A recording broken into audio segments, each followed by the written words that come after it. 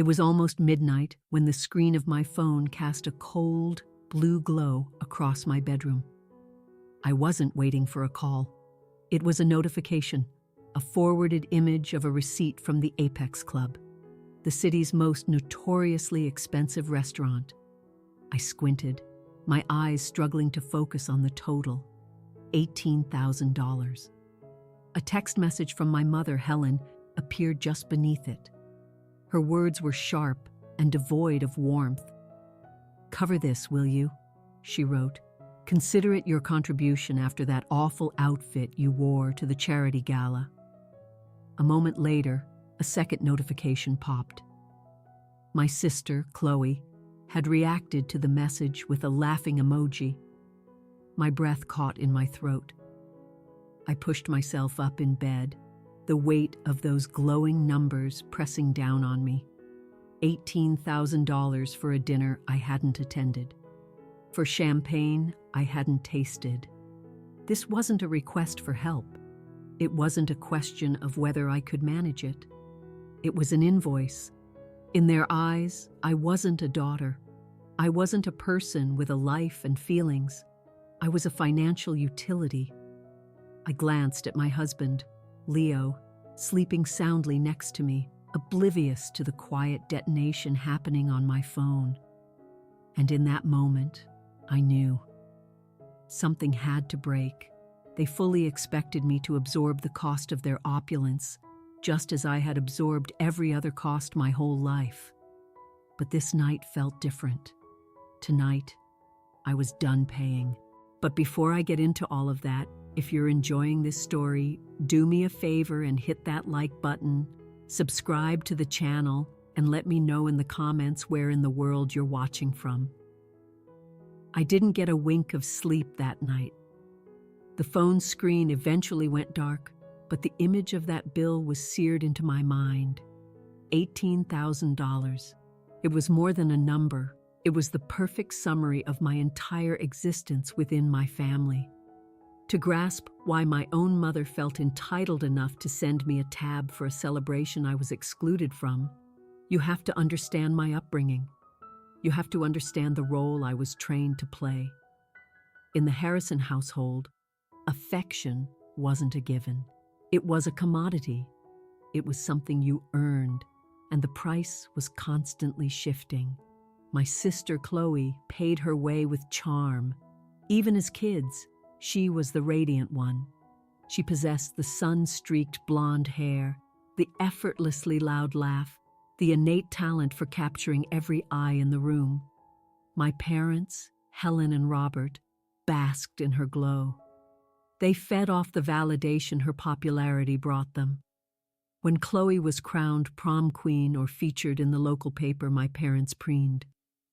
Her success was their success. I, on the other hand, paid with function. I was the quiet one, the one with the plain brown hair, the observer, the one who noticed when the pantry was getting bare, or when my father was about to have a meltdown over his misplaced car keys. I figured out very early that to be acknowledged, I had to be indispensable. The memory that stands out, the one that drew the blueprint for our entire future, happened on a dreary Tuesday. I was 12. My father, Robert, came through the door like a storm front, his face dark with fury over another of his business ideas imploding. The air crackled with his rage as he paced the kitchen, slamming a stack of mail on the counter. "Useless," he roared to the empty air. "Everything in this house is absolutely useless." Chloe, who was 10 at the time, burst into tears. My mother was on her in an instant, scooping her up into a protective embrace. "Shh, it's all right, my beautiful girl. Daddy isn't angry at you. Why don't you go upstairs and organize your doll collection?" Chloe was whisked away from the conflict. I remained frozen in the doorway. My father's gaze, cold and hard, finally landed on me. He didn't tell me to go play.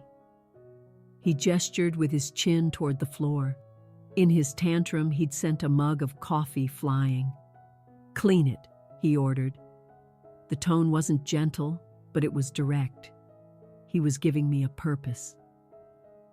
I scurried to get paper towels and a cloth, and as I got on my hands and knees to scrub the dark stain from the linoleum, a thought crystallized in my young mind. If I can fix this, the yelling will stop.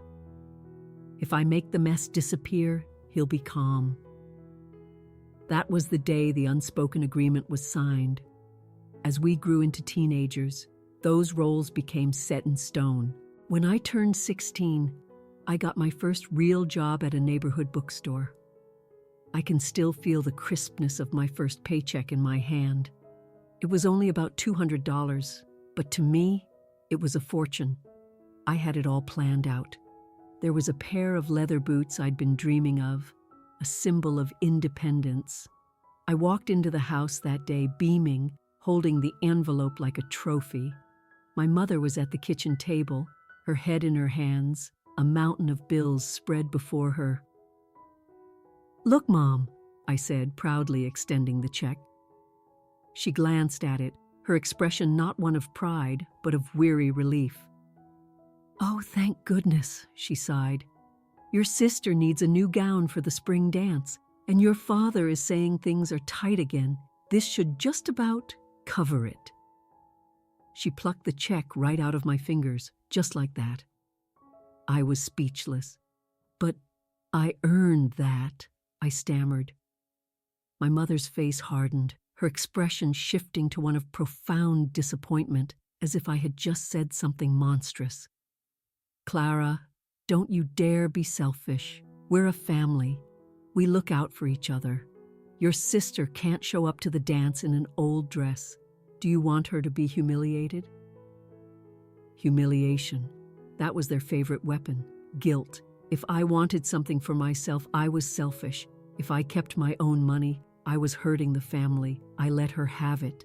And later that evening, when my father saw Chloe twirling in her new gown, his face broke into a wide smile. "There's my star," he said, his voice full of pride. He didn't even glance my way, but I knew. I had purchased that smile. I had paid for that fragile moment of domestic peace.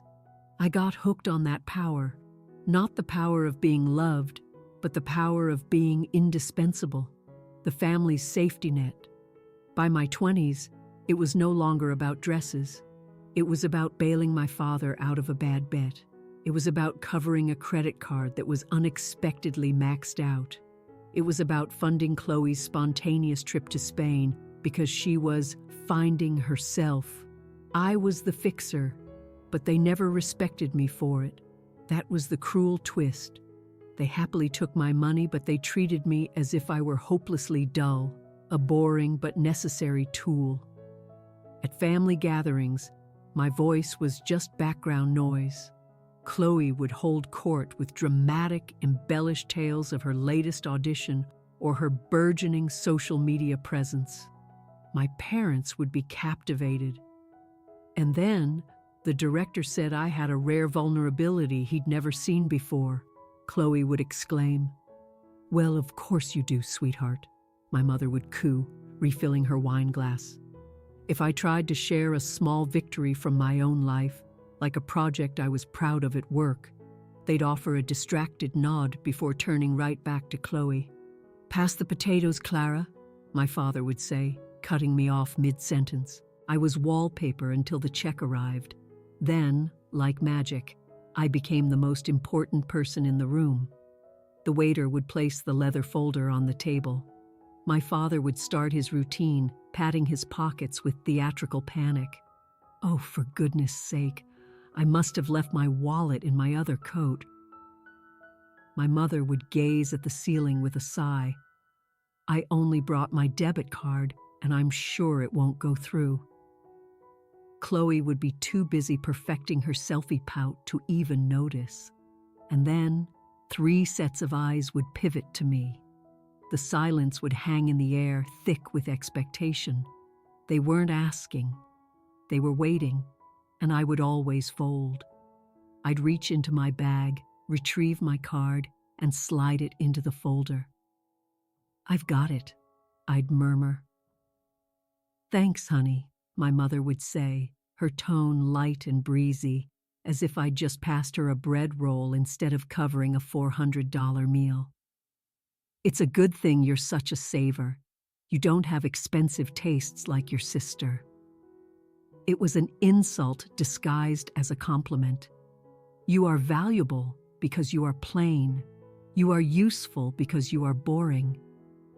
I swallowed it all. I absorbed the slights and the dismissals. I believed this was my purpose. I was terrified that if I stopped paying, they would stop having any reason to keep me around at all. I thought that if I wasn't the bank, I would be nothing. So I let them use me. I let them treat me like a natural resource to be exploited. But they made a colossal miscalculation. They assumed that because I was quiet, I was simple. They assumed that because I lived a modest life, I lacked ambition. They were convinced they knew me inside and out. They thought I was Clara the archivist, the girl who organized old documents, wore sensible shoes, and lived in a small rented apartment. They had absolutely no idea who I really was. For the past 7 years, I have been living a double life. To my family, I am Clara, the city archivist. They believe I work in the dusty basement of the municipal records building. They think my annual salary is around $50,000. They assume I drive a 10-year-old sedan because it's all I can afford. They believe my husband, Leo, is a freelance web developer who picks up odd jobs here and there. They treat him with the same condescending pity they show me. "It's so sweet that you two are so down to earth," Chloe once said, glancing around our apartment with a barely concealed smirk. It was a nice apartment, but I deliberately furnished it with modest, generic pieces for when they visited. No name brands, no art, nothing that would raise suspicion. If they ever learned the truth, they would devour me. The truth is, I haven't worked as an archivist in 7 years. I'm the founder and CEO of Orion Holdings. It began with a small, calculated risk. I had a gift for seeing patterns in numbers, the same gift that allowed me to manage my parents' chaotic finances as a teenager. In university, while Chloe was cultivating her social life, I was studying emerging markets and distressed assets. With a small business loan I had to fight like hell to secure, I purchased a struggling inn in the countryside. I renovated it, rebranded it, and made it profitable within 2 years. I then leveraged that success to acquire another property, and another. Today, Orion Holdings is a private equity firm managing a portfolio of boutique luxury resorts. I own 14 of them, 4 in the US, 6 across Europe, and 4 in the Caribbean. I don't just manage resorts. I acquire the land they're built on. I have a network of international holding companies to optimize our tax strategy. My executive team consists of 50 of the sharpest minds in the industry, and thousands more work across our properties. My personal net worth isn't $50,000 a year. It's well over $100 million. And Leo, my struggling husband? Leo founded Synapse EduTech, a revolutionary learning platform now used by major universities worldwide. He sold a controlling interest in the company 3 years ago for just under $1 billion. He remains a board consultant, but spends most of his time managing our philanthropic foundation. We are not just comfortable. We are wealthy on a scale my family cannot even begin to imagine. My father's idea of wealth is leasing a new luxury car every year and getting a prime table at the Apex Club. He believes wealth is about showing off money you don't actually have. True wealth is silent. True wealth is the freedom to be invisible. I maintain this secret for a very deliberate reason. I knew my family. I knew their bottomless appetites. If they discovered I had real money, they wouldn't just ask for more favors. They would cease all effort entirely. My father would quit his job. My mother would demand a new mansion. Chloe would expect me to finance her pipe dream of becoming a reality TV star. They would see it as their right. They'd say, "We raised you. We made this possible. This is ours." So, I played my part. I would leave the house in unassuming slacks and a blouse from a department store. I'd drive my old car to a public parking garage downtown, take the elevator not to the basement archives, but to the penthouse suite, where my name was etched on the frosted glass door, Clara Harrison, CEO. Behind that door, I was a different person. I was decisive. I was strategic.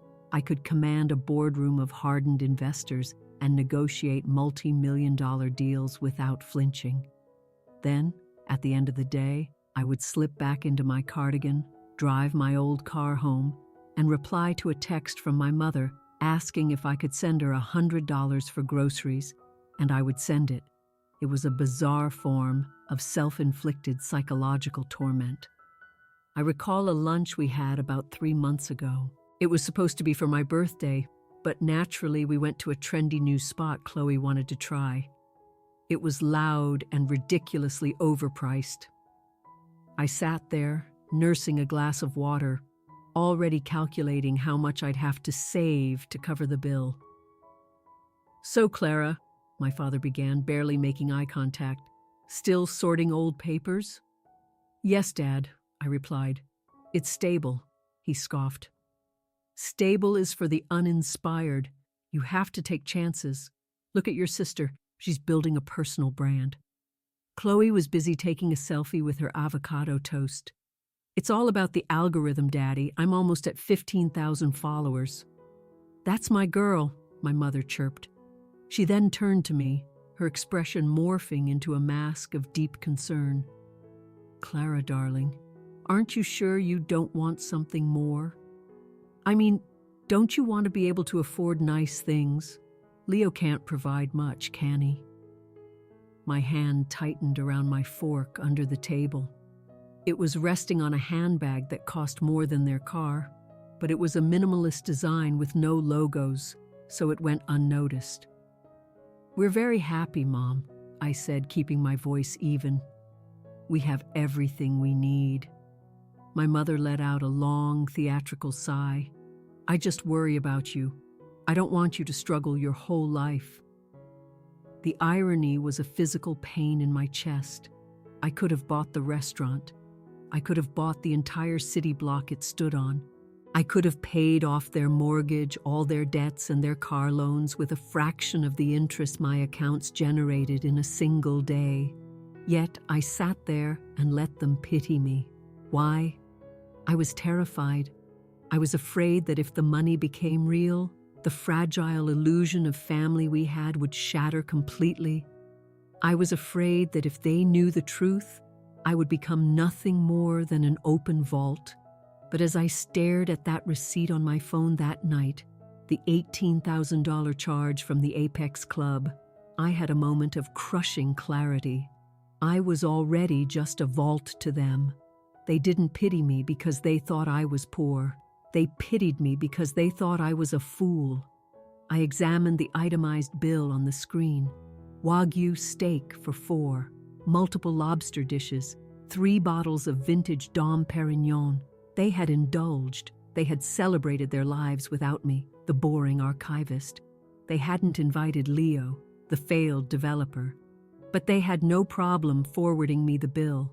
They pictured me panicking, dipping into my meager savings, or maxing out a credit card that I'd spend years paying off. They counted on me sacrificing my own security for their fleeting pleasure, just as I'd sacrificed my first paycheck for Chloe's dance gown. They were correct about one thing. I had the money. But they were profoundly wrong about everything else. I was not going to pay. I slipped out of bed and went to my home office. I sat down at my real desk, the one with 3 monitors and a direct, secure line to my company's servers. I didn't open my personal banking app to transfer the money. Instead, I opened a password-protected folder I'd maintained for years. The folder was labeled HH Ledger. It was a digital archive of every single time I had rescued them, every bill I had paid, every debt I had cleared, every time I had used my archivist savings to clean up their self-made disasters. I had documented everything not because I ever intended to get it back, but because I needed a record. I needed to know the true cost of their love. I opened the master spreadsheet. The figures were breathtaking, but this time, I wasn't just observing. I opened a new browser tab and navigated to my automated transfer settings. My parents received a housing stipend from me every month, $3,500. I always told them it was a major stretch for me, but that I was happy to do it, to help them keep the house. In reality, it was less than my weekly grocery bill. My cursor hovered over the cancel recurring payment button. My heart was a drum against my ribs. This was the point of no return. Clicking, this would shatter the entire facade. If I clicked this, Clara the archivist would cease to exist, and something new would be born from the ashes. I thought of my mother's text. Consider it your contribution. My contribution. I clicked the button. Then I moved to the next item on the list. The payment for their Platinum credit card, canceled. The lease payments on their 2 luxury cars, canceled. The emergency fund I topped up for them every month, canceled. One by one, I shut off the financial life support. I leaned back in my chair. The room was utterly still. It was finished. I was no longer underwriting their lives, and I knew with absolute certainty that the morning would bring a declaration of war. I sat there in the cool blue glow of my monitors. It was 1 in the morning. The house was silent. Leo was still asleep, unaware of the storm I had just unleashed. The payments were stopped, but I couldn't tear myself away from the screen. I felt a morbid compulsion to examine the evidence, to see the full scope of what I had just severed. I opened the folder, HH Ledger. This folder was my secret history, written not in prose but in numbers, scanned receipts, and wire transfer confirmations. It was a meticulous accounting of every time I had saved them from the consequences of their own actions. I clicked on a subfolder, Robert, Vegas, 2019. I remembered that week with painful clarity. My mother had called me, hysterical, claiming my father had been missing for 3 days. She was convinced he'd been in an accident or worse. He wasn't in an accident. He was holed up in a casino resort, having gambled away their mortgage payment for the 3rd time that year. He owed a significant amount of money to the casino, and more worryingly, to a private lender. I remembered finding him in that smoky hotel room. He looked small and pathetic, his face pale and slick with sweat. He was weeping, shaking. "I can win it back, Clara," he sobbed, clutching a stack of losing slips. "I have a system. I just need one more stake." I didn't give him another stake. I went downstairs to the casino manager's office and wrote a personal check for $42,000 to clear his debts. Then I drove him home. During the long, silent drive, he never once thanked me. He just gripped the steering wheel of my old sedan and said, "Don't tell your mother the real number. Just say it was a business deal that went south." I did as he asked. I lied to my mother to protect him. I absorbed the financial and emotional cost. A week later, at our Sunday dinner, he raised a glass of wine that I had paid for, and made a toast. "To family," he declared, "and to taking smart risks. You've got to spend money to make money, am I right?" He shot a wink in my direction. The memory made my stomach turn. It wasn't the wink of a co-conspirator. It was the wink of a predator who knew his prey was trapped. He was laughing at me, confident that my desperation to maintain the peace would keep me silent. I closed that file and opened another. Chloe, brand launch, 2021. Chloe had decided her new calling was to be a luxury handbag designer. She had no formal training. She couldn't sketch or sew. But she had a vision. She needed $50,000 for a launch event. My parents urged me to support her dream. "She's going to be a star, Clara," my mother insisted. "And when she makes it big, she'll pay you back tenfold. It's an investment." I paid. I paid for the venue, the catering, the models, the DJ. The event was a complete catastrophe. Chloe got belligerently drunk and insulted the photographer. Her collection consisted of cheap bags she'd bought online and covered in glue and glitter. She never sold a single one. 2 weeks later, she was bored with fashion and decided she wanted to be a wellness influencer instead. The $50,000 had vanished into thin air. I scrolled through the endless list of expenses. Helen, emergency cosmetic procedure, $18,000. Robert, settlement for a failed business partnership, $65,000. Chloe, legal fees and settlement for a DUI incident, $32,000. A surprise anniversary cruise for my parents, $12,000. The list went on for pages. For years I had told myself a comforting lie, that I was helping. I was a good daughter, and good daughters support their families. That was the narrative I clung to. Good daughters don't let their parents lose their home. Good sisters don't let their sisters face the consequences of their actions. But as I stared at that spreadsheet, the truth finally broke through, and it hit me harder than the $18,000 dinner bill. I wasn't helping them. I was enabling them. I was poisoning them. By removing every consequence, I had robbed them of any reason to grow, to be responsible, to change. Why would my father ever learn to control his gambling if I was always there to cover his losses? Why would Chloe ever mature if I was always cleaning up her messes? Why would my mother ever need to learn what a budget was? I wasn't their savior. I was the source of their dysfunction. And worse, I finally admitted to myself why I did it. It wasn't purely out of kindness. I did it to purchase my seat at the table. I was terrified that if I wasn't paying for my existence, they would have no use for me at all. I was so afraid of being invisible. I looked at the text from my mother again. "Cover this, will you?" She didn't see me. She saw an automated service. I was the financial equivalent of the electric company. You don't thank the utility for keeping the lights on. You just get angry when the power goes out. And I had just cut the power. A strange sensation washed over me. It wasn't panic or sadness. It was clarity, cold, sharp, and absolute. The anger I'd felt earlier had cooled from a raging fire to a sheet of ice.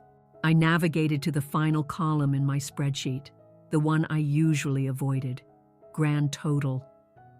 I had always focused on the monthly cash flow, the immediate damage. But tonight, I let the formula do its work to sum up 10 years of my life. The number appeared in bold, $4,820,000, nearly $5 million. That was the price I had paid for my silence. That was the cost of my membership in the Harrison family. I sat back, stunned. $5 million.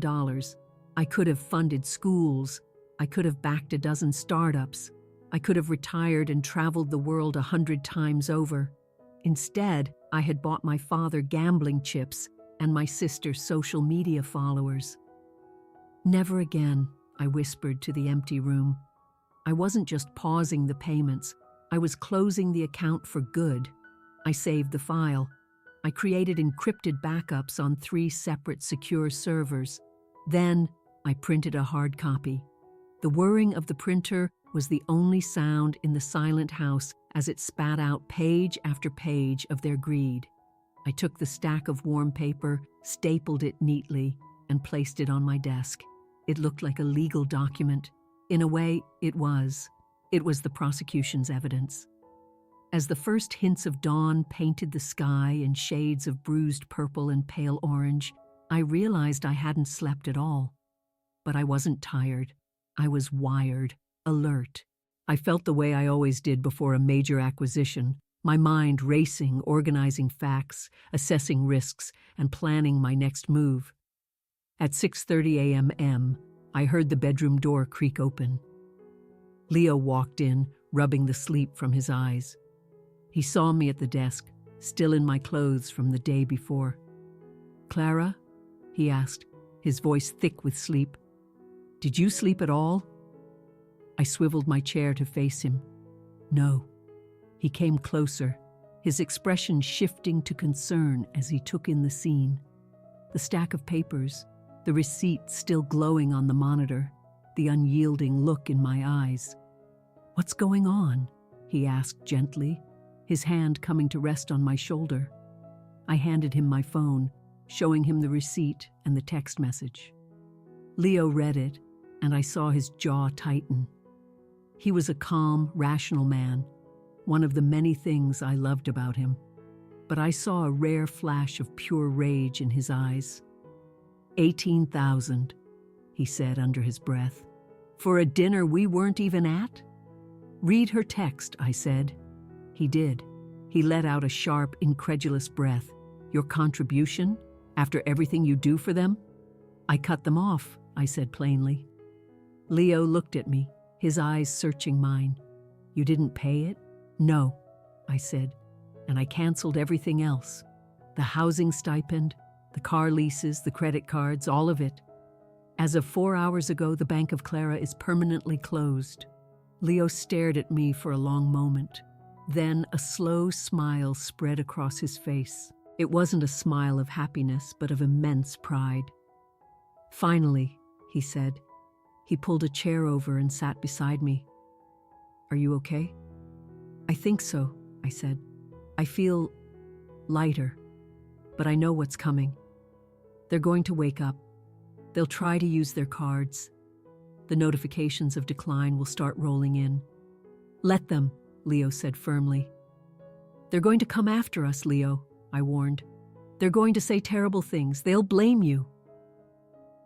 Leo let out a dry laugh. "They've been blaming me for years, Clara. They call me a slacker to my face. They think I'm living off you. I couldn't care less what they think. The only thing that ever bothered me was seeing what they were doing to you." He glanced at the thick stack of papers on the desk. "Is that it? The total?" "Yes," I said. 4.8 million. Leo let out a low whistle. "That's a significant liability." He was already shifting into business mode. This was our language, how we connected on the deepest level. We weren't just husband and wife. We were partners. "All right," he said. "So what's the play here? Is this a warning shot or a hostile takeover?" I looked at the numbers on my screen. "It's not a warning," I said. "A warning implies you want the other party to change their behavior so the relationship can continue. I'm done negotiating." I picked up the stapled document. "This isn't about revenge, Leo. If I wanted revenge, I'd leak their financial history to the press. I'd humiliate them publicly. I'm not doing that." "Then what is it?" "It's an audit," I said. "They insisted on treating our relationship like a series of transactions. They put a price on my love. So I'm finally accepting their terms. And if this is a business arrangement, then they are in massive default." I turned back to my computer. "I'm reclassifying the entire debt," I explained. "All these years in my head, I called them gifts. But on paper, I was careful. I structured most of the larger transfers through one of my holding companies to manage tax implications.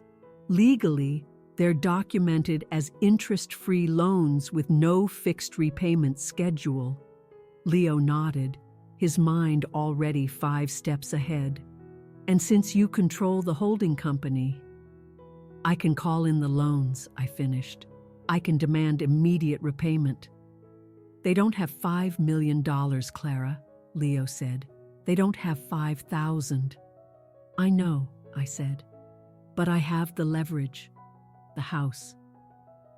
My childhood home, the grand old house on the hill that was the source of all my parents' pride, the symbol of their supposed success. In reality, they had nearly lost it to foreclosure 3 times. Each time, we had quietly intervened. We hold the lien, Leo remembered, through that shell corporation. They think Sterling Trust holds their mortgage.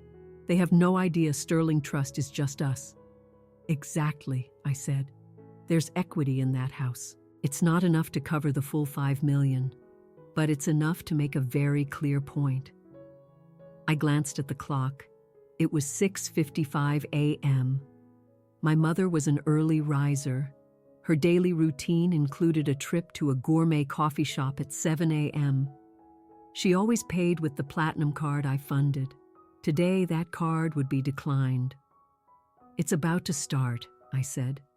Leo stood and went to the kitchen. Let me make you some coffee. You're going to need it. He paused at the door. Do you want me to handle the calls when they start? No, I said, my voice firm. I have to do this. I need them to hear it from my voice. I reached for my phone, turned the ringer volume all the way up, and placed it on the desk in front of me like a ticking bomb. I was no longer the victim. I was no longer the sad, quiet daughter hoping for a scrap of approval. I was the CEO of a global corporation. I was a woman who swam with sharks and won. I was Clara Harrison, and for the first time, I was holding all the cards. The screen lit up. Incoming call. Mom. I watched it ring once, twice, 3 times. My heart hammered against my ribs, but my hand was rock steady. I let it go to voicemail. A second later, it rang again.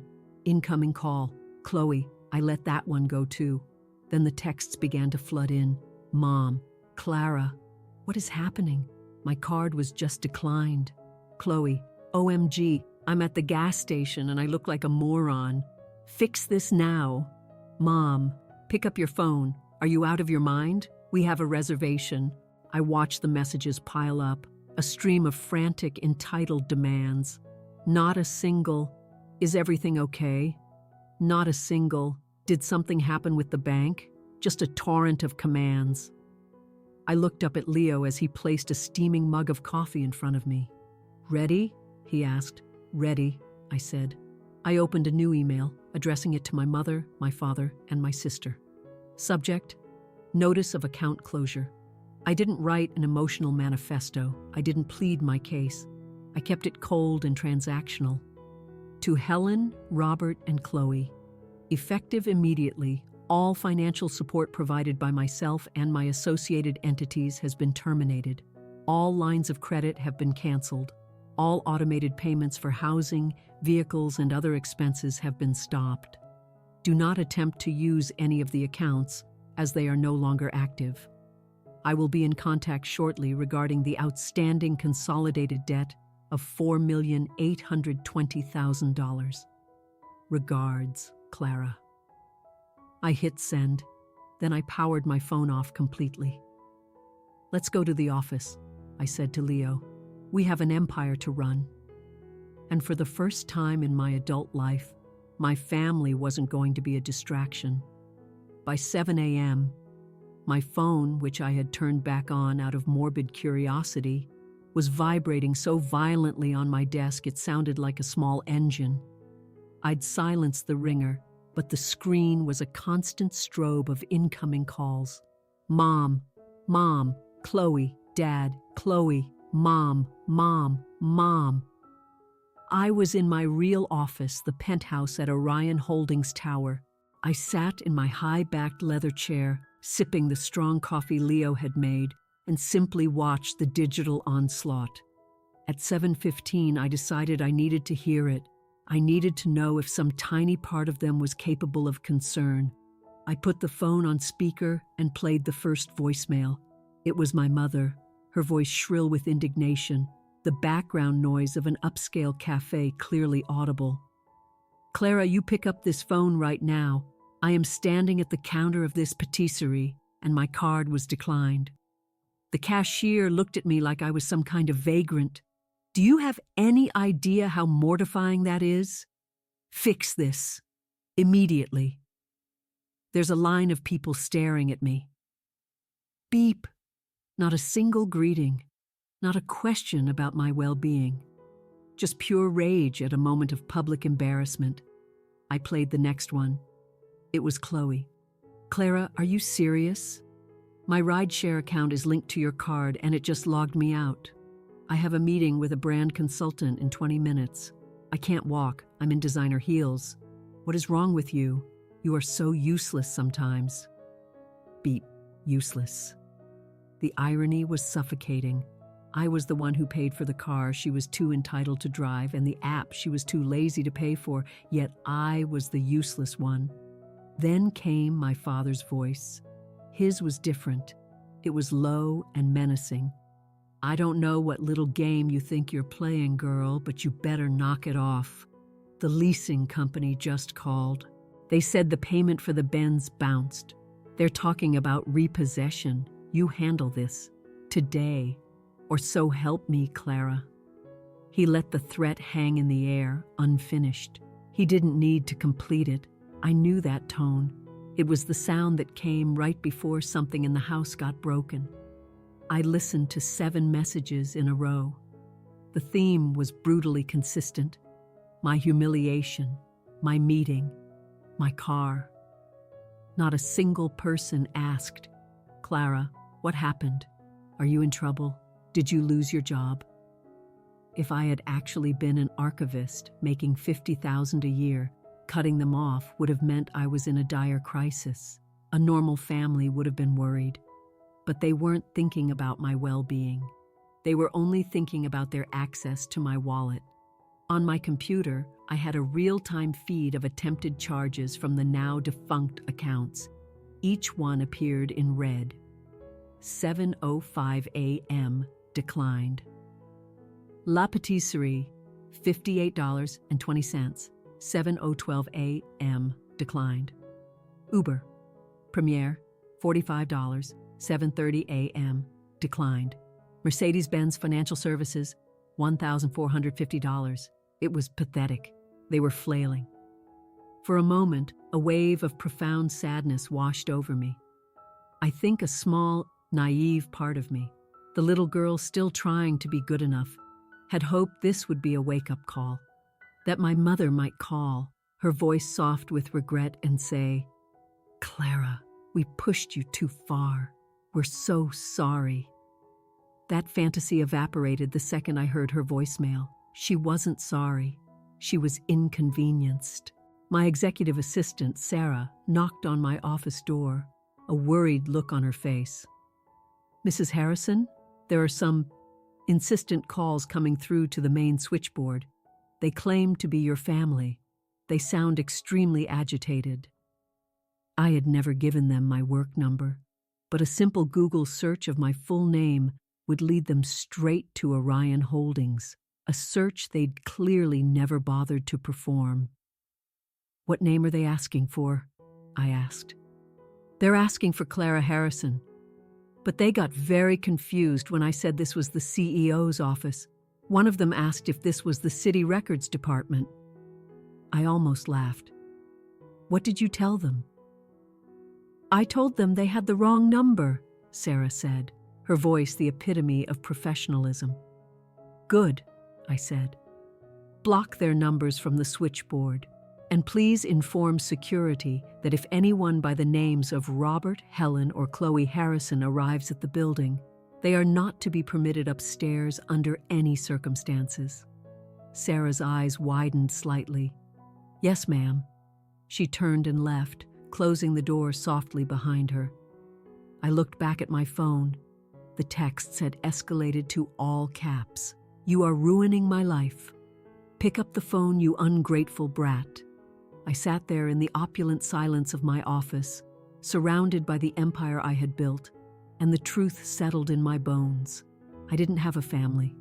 I had a collection of parasites who happened to share my DNA, and the host had finally started to fight back. Around 10 a.m., the call stopped. The sudden silence was more unnerving than the constant ringing. It meant they were conferring, planning their next move. I was reviewing a contract for a new resort in the Alps when Leo's phone, sitting on the coffee table, began to ring. He had taken the day off from his own work to be with me, knowing the fallout would be intense. He glanced at the screen. "It's your father." My stomach clenched. "Don't answer." "I have to," Leo said calmly. "If we go completely dark, they'll show up at the apartment. Or worse, they'll go to the archives and make a scene, and your cover is blown before we're ready to reveal it." He was right. Leo swiped to answer and put the call on speaker, placing the phone on the table between us.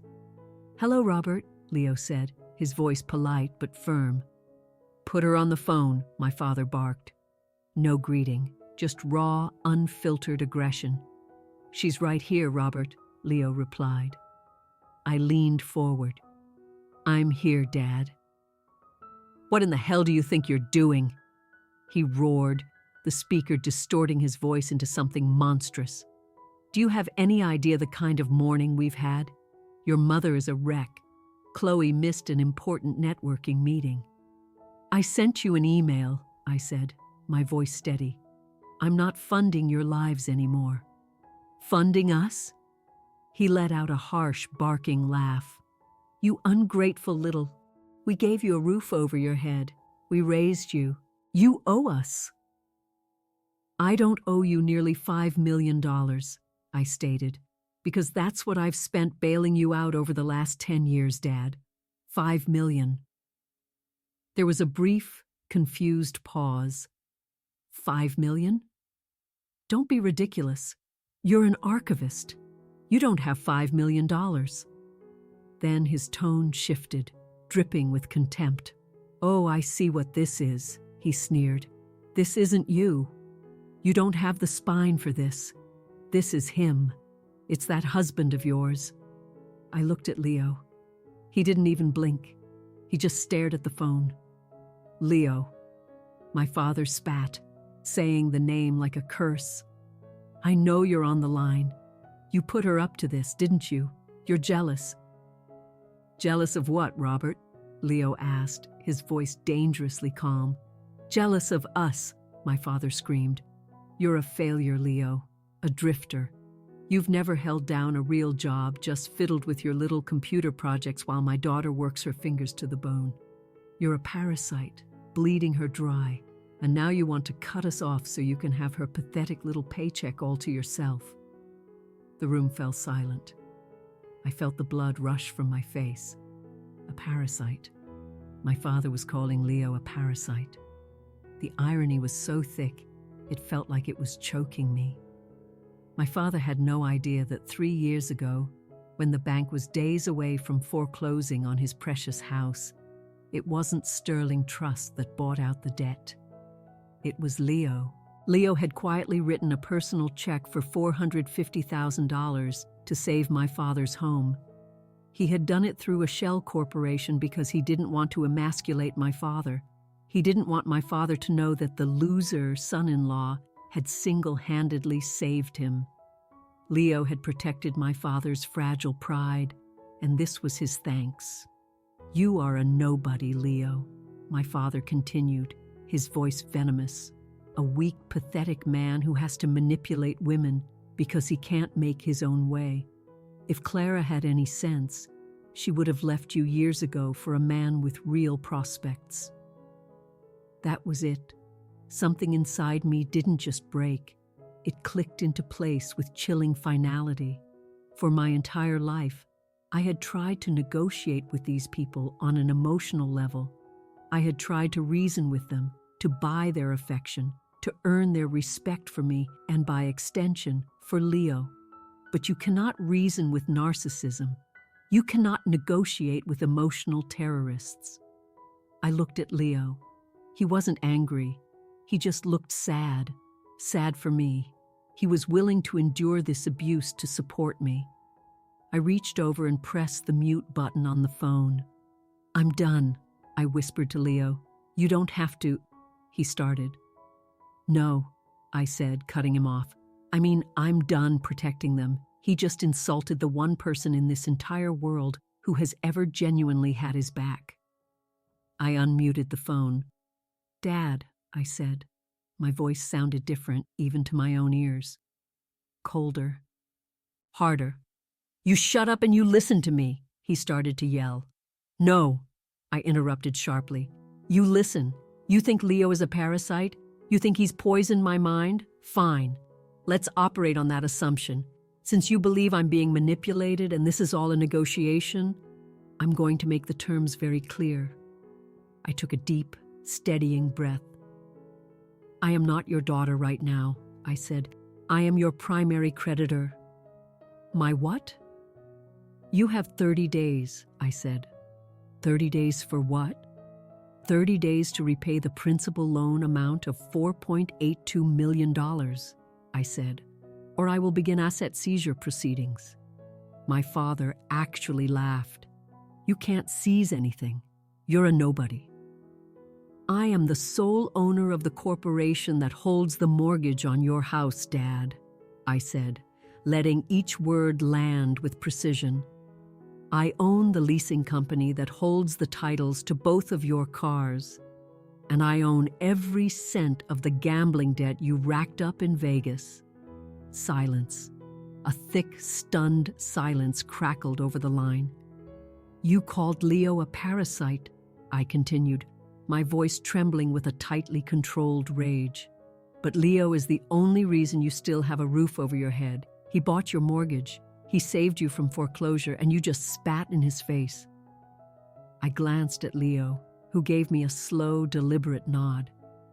"The emotional negotiation is over, Dad," I said. "Now we do business. You'll be hearing from my legal team by the end of the day." I didn't wait for a response. I didn't wait for the sputtering, the yelling, or the inevitable backtracking. I ended the call. Then I blocked his number. I leaned back in my chair, my heart pounding in my ears.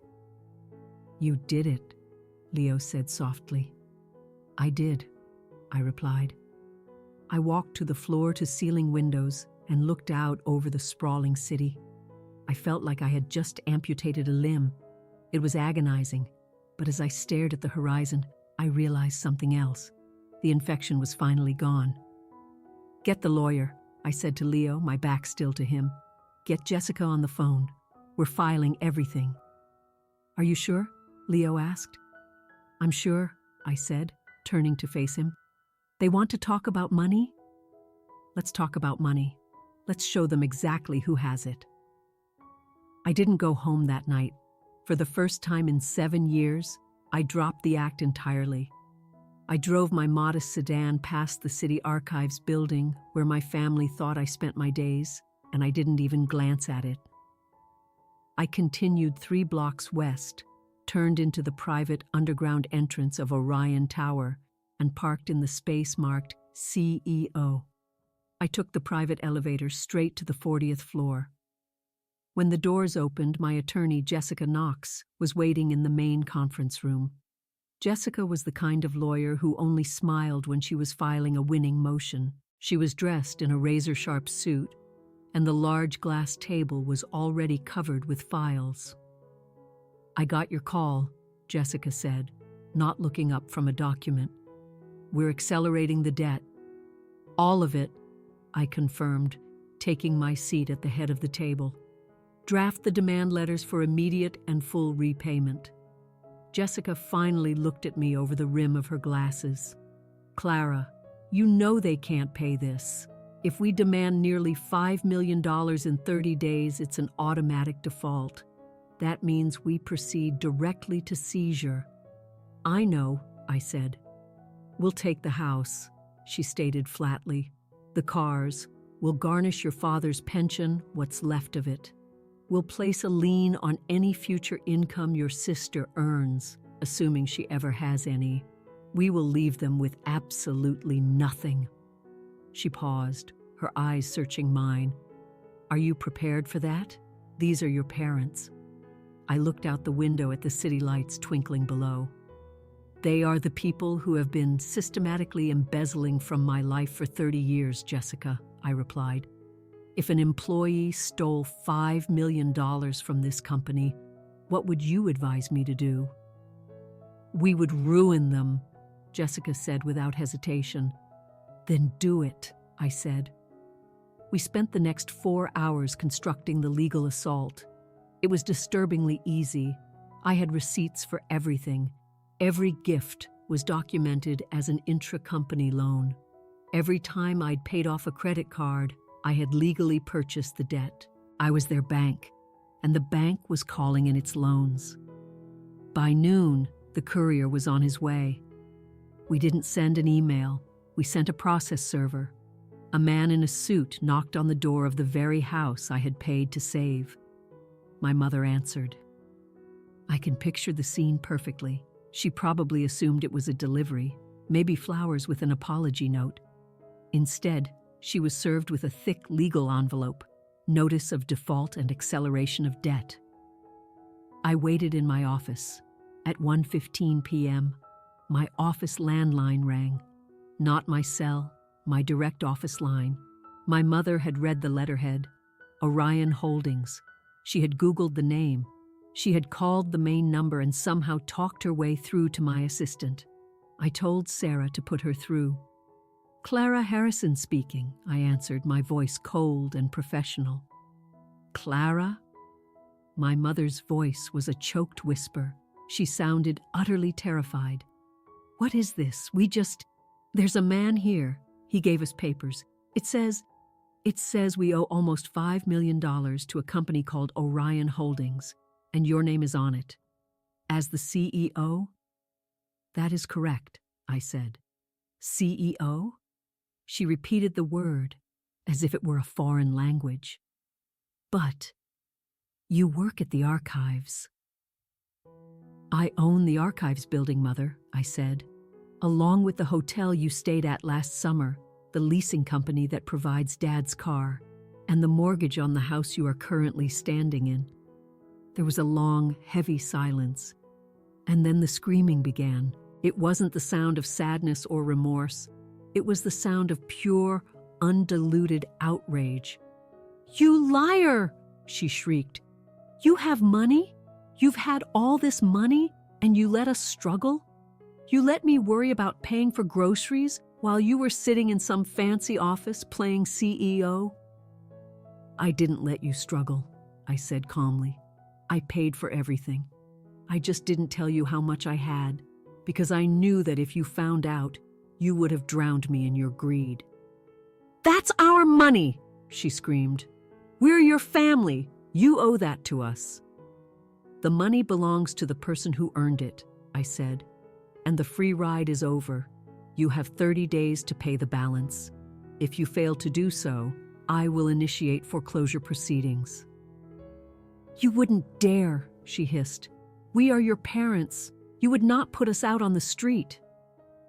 "Read the documents, Helen," I said, using her first name. "And I suggest you find a lawyer. You're going to need one." I hung up the phone. My hands were shaking, not from fear, but from a surge of adrenaline. The secret was out. Clara the archivist was gone for good. But I had no idea the worst was yet to come.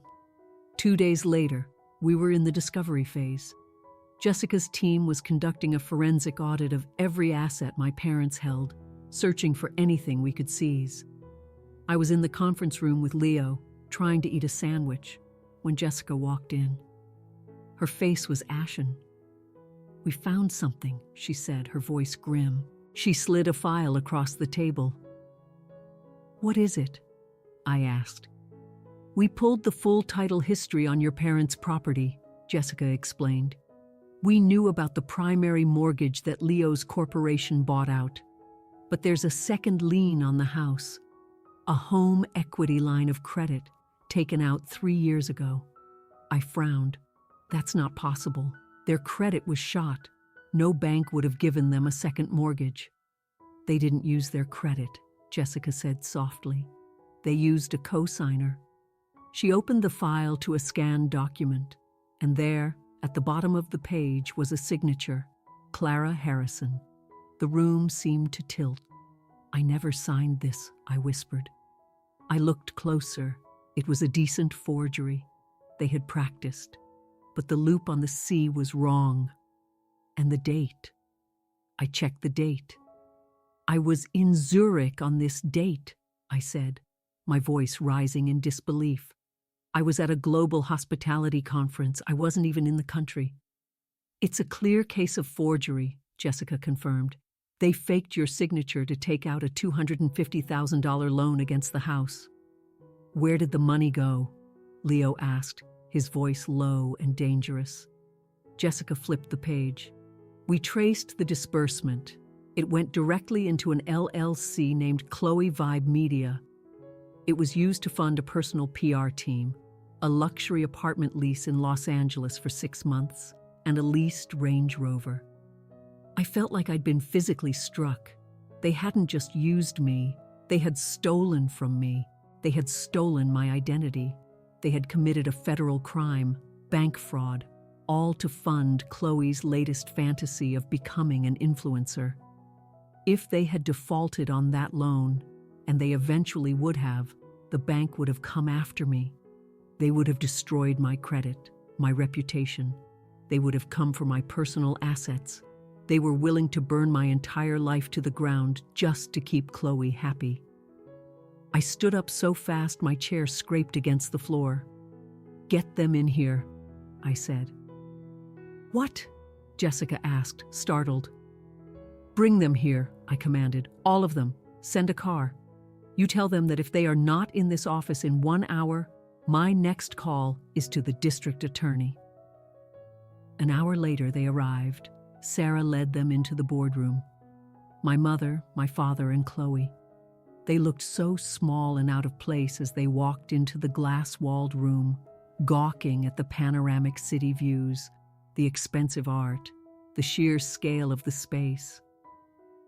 Then they saw me, sitting at the head of the massive table, dressed in a tailored power suit, flanked by Leo and my formidable attorney. They had never seen this Clara before, and the shock was written all over their faces.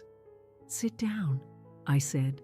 My father attempted to bluster. "Now see here, Clara, this has gone on long enough." "Quiet," I commanded. I didn't raise my voice, but it cut through the air like a blade. He fell silent. I slid the forgery document across the long glass table. It came to a stop directly in front of my father. "Do you recognize that?" I asked. He glanced at it. All the color drained from his face. He said nothing. "That," I said, my voice dangerously calm, "is a felony. Multiple felonies, actually. Bank fraud, identity theft, forgery, punishable by up to 30 years in a federal prison." Chloe looked from the paper to me, confused. "What is it?" "It's the loan that paid for your 6-month vacation in LA, Chloe," I said. "The one Mom and Dad told you came from an angel investor. The investor was me, except I never agreed to it. They faked my signature." Chloe stared at our parents in disbelief. You forged her name?" "We had to," my mother burst out, dissolving into tears. "You needed the opportunity. We knew Clara would say no. She's always been so stingy. We were going to pay it all back once you became a star." "Once she became a star," I repeated, the words tasting like poison. "You gambled my entire future on Chloe getting famous." I looked at the three of them, and I felt nothing.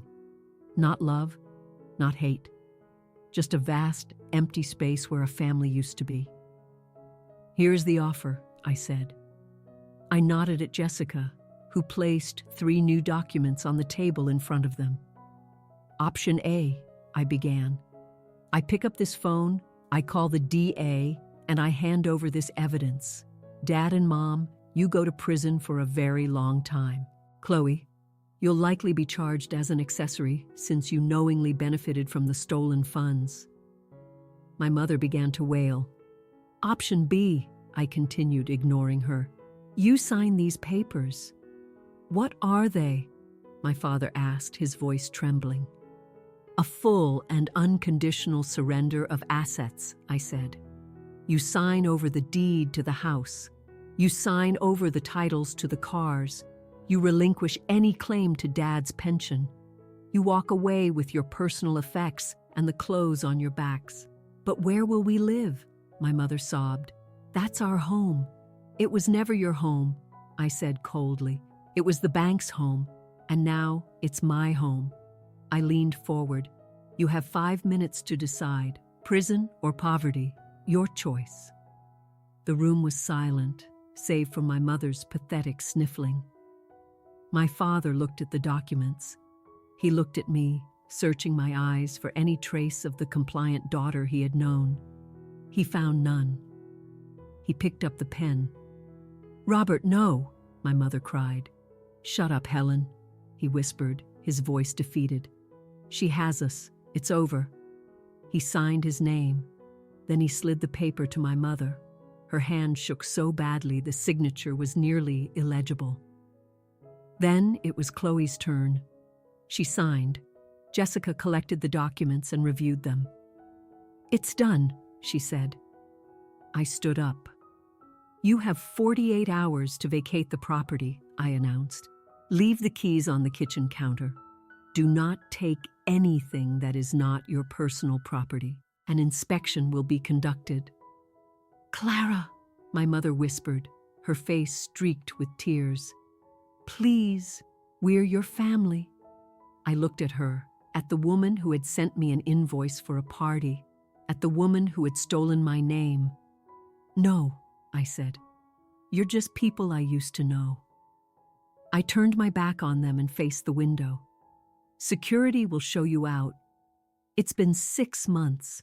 My parents and Chloe now live in a cramped 2-bedroom apartment in a run-down part of town they used to mock when we drove past. I hear things through the grapevine. My father is working as a greeter at a big-box hardware store. My mother answers phones part-time at a dentist's office. Chloe is a waitress. For the first time in their lives, they are learning the true cost of things. They are learning that you have to work for what you have. I haven't spoken to them once. I blocked their numbers the day they signed those papers. We sold the house. I couldn't stand to keep it. It was haunted by too many bad memories. After paying off the legal fees and the hidden debts they'd accrued, there was about $2 million left over. Leo and I looked at the money. It felt tainted. I didn't want it. So we took that $2 million and established the Harrison Legacy Scholarship. It provides full tuition, housing, and a stipend for first-generation college students. Students who, like me, were trying to build something better for themselves, but without being crushed by the weight of their family's expectations. Last week, I read the first round of application essays. One girl wrote about working 2 jobs to support her unemployed parents while trying to graduate with honors. I cried as I read her story. Then I signed her approval letter. I'm still running Orion Holdings. My life is still demanding, but the quality of the silence has changed. Before, the silence was heavy, filled with the dread of waiting for the next crisis, the next demand, the next guilt trip.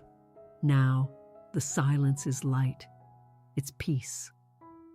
Last night, Leo and I cooked dinner at home, just pasta and a bottle of cheap red wine. We sat on our balcony watching the sunset over the city. "You look different," Leo said. "Different how?" "You look rested," he said. "You don't have that look in your eyes anymore, like you're constantly waiting for the other shoe to drop." I smiled. He was right. For years I believed that if I stopped paying, my world would collapse. I thought I would be consumed by guilt and loneliness, but the world didn't end. The sun kept rising, the business kept growing, and for the first time, the money in my bank account felt like it was truly mine. I took a sip of the wine. It was a $10 bottle, but it tasted better than the $1,000 champagne at the Apex Club ever could. "I'm free, Leo," I said. He took my hand and squeezed it. "Yes," he said, "you are. I am not a victim.